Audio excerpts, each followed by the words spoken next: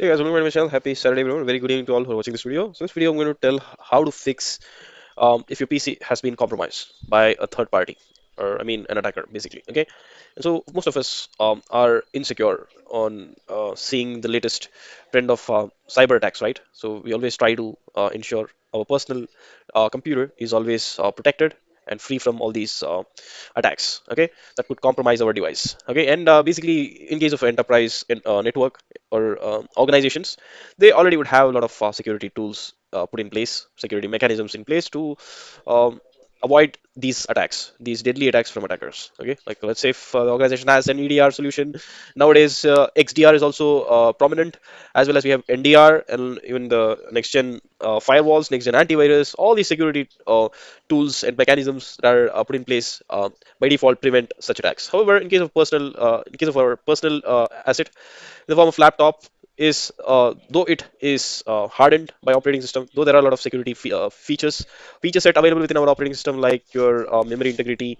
your Windows Defender antivirus, and other security features like Windows Smart Screen Filter, Windows Defender Firewall. Though all these security features are there could be a small loophole that could prevent these features from functioning as it should work. Okay, there is always this chance, right? Because nothing is foolproof. Okay, when it comes to cybersecurity. Hence, there could be a small loophole which an attacker can exploit and gain access or compromise your system, basically. Okay, so in such case, so it's always better we be vigilant as well as proactive at times and look for certain symptoms that could it could already be present in your system and you're basically not aware of it. Okay, and but however you have that suspicion that your PC may have been compromised due to XYZ reasons, and how to fix that is what I'm going to show you in this video. It's very basic, guys. Okay, and though you have antivirus, you can do a lot of other things as well. Okay, manually to ensure that your PC is indeed not compromised from such attacks. Okay, so one such command that you can use here. Okay, so what you have to do is I will give you a simple command. Okay, that would help you check all these. Okay, so basically, let's say if an attacker has indeed injected a malware into your device, and that malware payload you had downloaded it from malicious email attachment. Okay, then you weren't aware of it, and then that malware is silently running in the background of your computer or running at a startup, and then that is actually opening up a session, okay, or establishing a session, okay, between your PC and the source PC of the attacker. Okay, and then he's monitoring your device and monitoring your keystrokes. Okay, and it is doing a lot of stuff in the background that you aren't aware of. Okay, and that's what we have to find out, guys. Okay, and comfort ourselves that our PC is not compromised. Okay, let's quickly get started, guys. And this video is going to be very helpful. Okay, if you have, like, if you are a rich dude, okay, and if you're having millions of money in your bank, millions and trillions of money in your bank account, and you have to safeguard it. Okay, unlike me, I basically never do these things in my personal PC because though I have a bank account, I hardly have 100 rupees in my bank account. If I convert it to dollars, it is just mere $1. I don't have $1, a single dollar in my bank account for me to um, worry about a thing that is going to happen or already has happened. Okay, even if my PC has been compromised, I do not worry that much because my PC has nothing inside it. Okay, so basically there is no confidential data for the attacker to make use of or even gain financially. Okay, but this video is going to be definitely beneficial for all those rich dudes out there trying to safeguard their important assets related to financial things. Okay, so let's quickly get started, guys. All you have to do is just open this run dialog box here by just pressing and holding your Windows key at the same time pressing the letter, I mean R keys, R as in Romeo key, and you get this run box. And all you have to do is you have to open a command prompt. Okay, it's better if you open command prompt as administrator with administrative privilege. Just type search for CMD and just right click and run it as administrator. Apologies for the burp. Um, yes, so here what I'm going to do now is I'm going to use a netstat command, okay, which is basically going to give all the open TCP connections, okay, and that is particularly I'm going to target whichever connection is open and established in established state. Okay, that is what I'm going to do, guys. I'm just going to enter a simple command basically. All right. So the command is, let me put in here, guys. It's netstat minus arrow, and then I will give a pipe, and then I will just type find string, and then I'm just going to simply type established over here. Okay, and basically that ano is not a medical condition, guys. Okay, it's purely a technical term. Okay, I'm going to explain. As you know, most of you guys may be already aware of what nestat is. It's also It also applies in your Linux-based operating system. You can use the same command in the Linux as well. Okay. However, the switches may differ here and there, but however, netstat is prevalent in Linux-based operating systems as well. And so basically, like I said, this command is used to run to display your active TCP connections. Specifically, those are in the established state on your machine. Okay.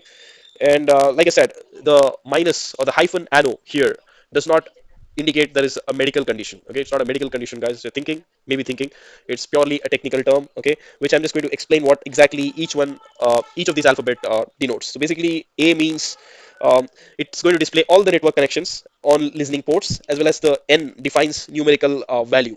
Okay, it will display addresses and port numbers in numerical form. That's all it means. Okay, and minus or hyphen O means associated process ID. That is, the owning process ID information gets displayed. That's all this does, guys. And find string means, apologies, it's going to just find everything that is in established state. I'm just going to quickly hit enter, guys. So as I did that, guys, you can see a huge list appears on my machine here. Okay, it's showing, it's just showing all the established connections, guys. Okay, and apologies. And the second and third column, right? The second column gives you the local IP address. Okay, that is, the local IP address means it will be my IP address, and the third column indicates these are foreign IP address. Especially the ones that says 127.0.0.1 is basically your loopback IP address. Okay, where it basically you can just ignore it. These are safe communications. Okay, happening. These are internal communications, guys. Okay, it's happening between your own machine. Okay, within your own machine, those are happening between some local and remote ports. Okay, basically these should be internal communications. Okay, within the internal Windows related processes or Windows related applications. Okay, so you can safely ignore all these things related to your loopback interface, and then all you have to focus is anything that is foreign to you on the third column. For example, let's say, so basically 192.168 is my IP address, guys. Okay, it's communicating on this particular port here.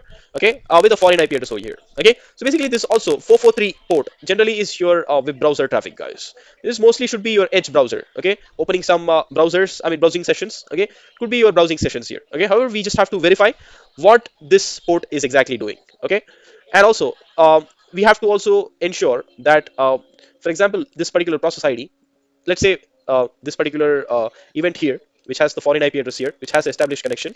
I want to verify what exactly this process is binded to. Okay, like this particular process ID, I want to find what exactly what executable this process ID is binded to. Okay, that's what the next information I would want to find out, to either kill the process or to find whether this is a genuine process or not. Okay, in case if there is a malicious process, okay, I would be able to easily go ahead and go to the file path location. Either I can remove the file completely, okay, or I can kill the process for neutralizing threat for time being, okay, or I can just remove the threat itself, or I can also investigate further of what exactly the executable is and what exactly the process is doing. All these things I can do using a simple command, guys, which is called as WMIC, which is nothing but Windows Management Instrumentation Command Line. Okay, using that command line, I would be able to find what this particular process ID is binded to a particular executable. Okay, so basically, guys, the command is to find the associated executable, okay, for this particular process ID. Okay, so let's quickly start, guys. Like I said, I'm going to use a WMIC MIC command, which is Windows Management Instrumentation Command Line utility. Okay, that's given by your Microsoft operating system itself. So here what I'm going to do is I'm just going to type here. I'm going to use the where operator, and then I'm just going to specify process ID is equal to, let's say I want to find it for 5268. Okay, I suppose it should be Edge, guys. Okay, something is happening from the Edge browser. Okay, and then I'm just going to type get executable path. Okay, and if I hit enter, you can see here, guys, this is a system process. So this particular 5268 process ID, it is currently binded to this process or this executable. Okay, basically the svc host.exe is a system 32 process. Okay, and I can verify that from the task manager also. If I go to task manager, if I look in for that particular process ID, let's say it was 5268, right? Just type 5268. I can see here within the task manager that it is related to svchost.exe. Now what I can do, I can either kill it, guys. For example, let's say I found out that there is a malicious process that is already attacked my system, and it has already compromised this PC. And if I found, let's say, if I found, let's say, compromise.exe process, okay, currently I've already found it to be malicious. What I can do is I can directly go and kill that process by just clicking on end process tree or end task. Okay. However, what I also can do is I can just go to open file location, and I can right click and I can delete it. Okay, I can do a shift delete or just delete. Okay, Also, I can rename the executable, okay, from .exe to .exx, something like that. However, now what also need to check is like if the file is genuine or not. I just have to go to properties and just look in for publisher details. If I go to details, I can easily find that this particular exe is copyrighted by Microsoft Corporation, which means this is a genuine process, guys. In case if it was a malicious process, okay, the details here would be null or not available, basically. Okay, there would be no publisher. Okay, let's say if I go to appfizz.cpl, there are remove program features. If I go to publisher here, I would see empty. That particular application will list up here. However, the publisher detail will be missing. Even if I just do filter, okay, I can do it with example, guys. Okay, but however, I just don't want to do anything.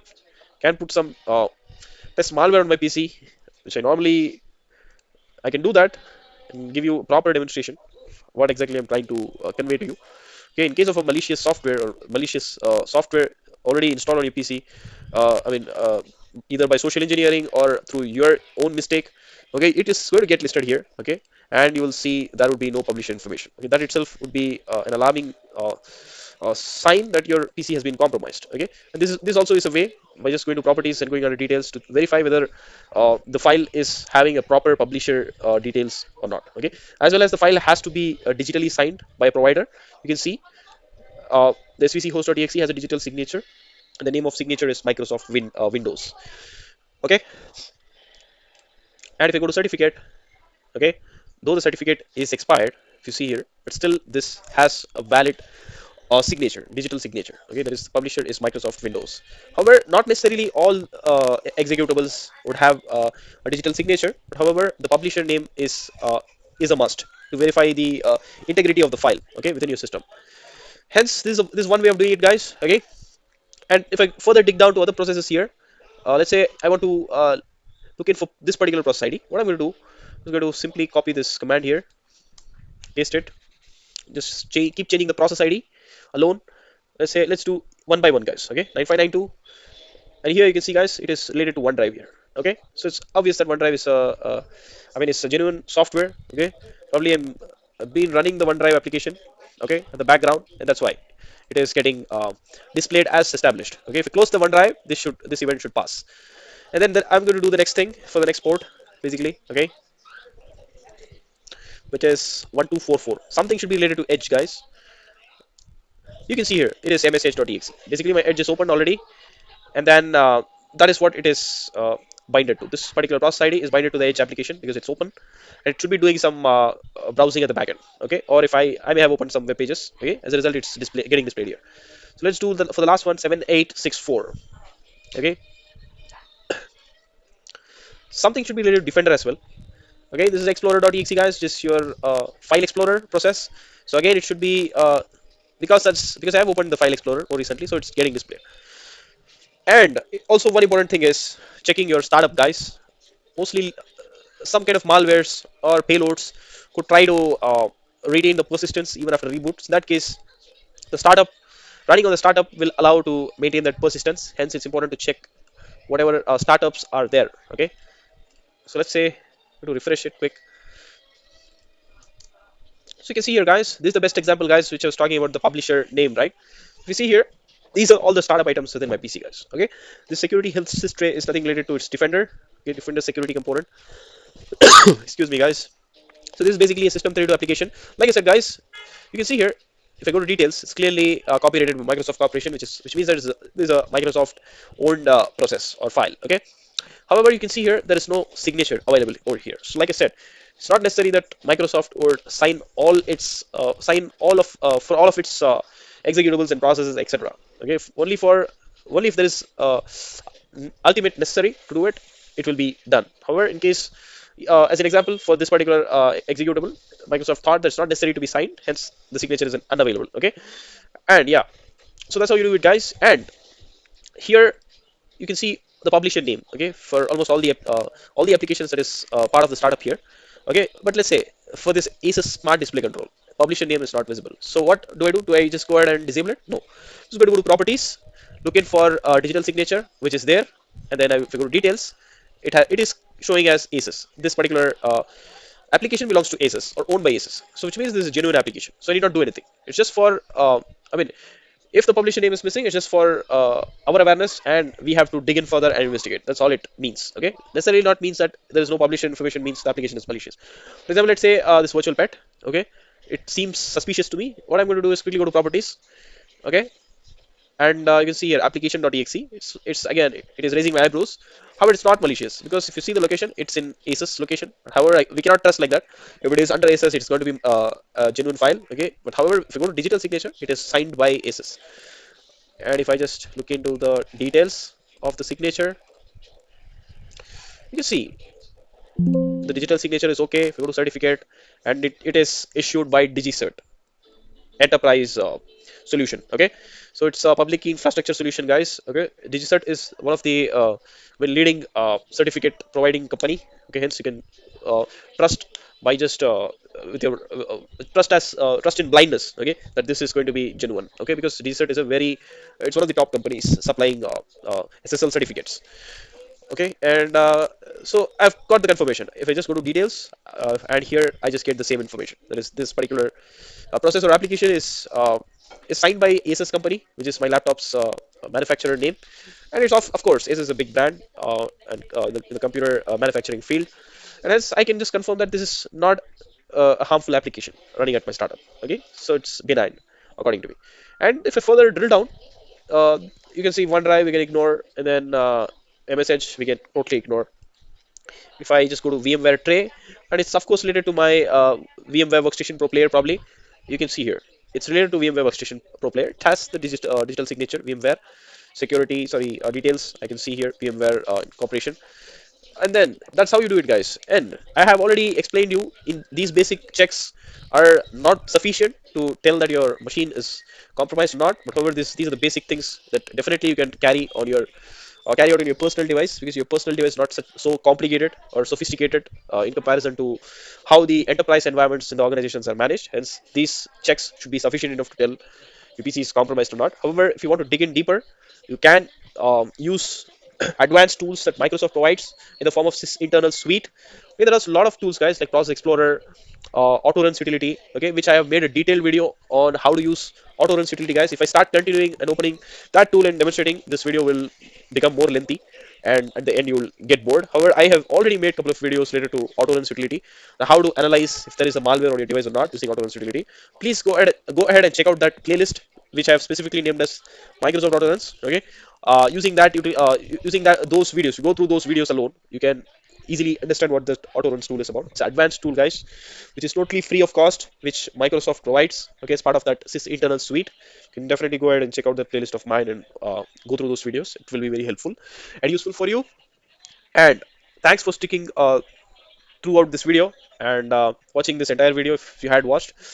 And if you found this video helpful, please hit the upper button, guys, and subscribe my channel for more useful technical videos like this related to cybersecurity or any other technical videos related to computer science. Okay, please subscribe my channel. That's the all request I can ask from you. And we'll meet in the next video, guys. Stay safe and just shut up. Bye bye.